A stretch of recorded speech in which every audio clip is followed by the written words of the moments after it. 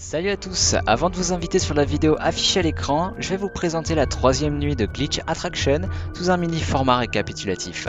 J'ai eu quelques soucis d'audio lors du montage initial de cette nuit 3. En espérant que l'épisode 2 du let's play vous plaira quand même, et je vous dis bon visionnage.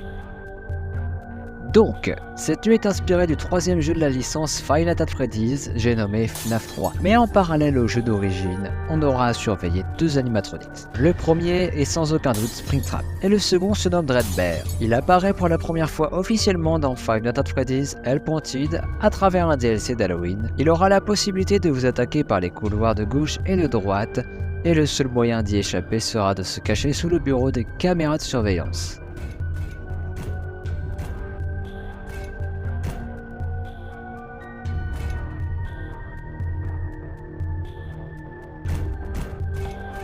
Il faudra se diriger du côté où Dreadbear arrivera, car sinon... A noter que si vous décidiez de fermer la porte au moment où Dreadbear apparaît, il la cassera et vous ne pourrez pas la fermer de la partie. Revenons à Springtrap qui sera plus compliqué à gérer puisqu'il pourra utiliser les deux couloirs ainsi que les ventilations. Pour maîtriser le tueur en série, il faudra surveiller les caméras. Si Springtrap apparaît sur les caméras de droite, il y a de fortes chances pour qu'il arrive par les conduits d'aération. Le joueur devra alors enclencher un levier qui coupera le courant. Il suffira ensuite de partir se cacher sous le bureau en attendant qu'il sorte de la pièce. Mais s'il décide de passer par les portes, ça sera en courant. Il faudra vite fermer la porte concernée.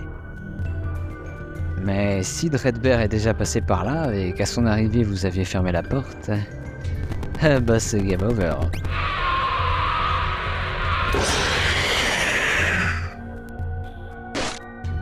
Tout en gérant les deux animatroniques, vous devrez finir un mini-jeu sur la bande d'arcade située à l'arrière de la salle.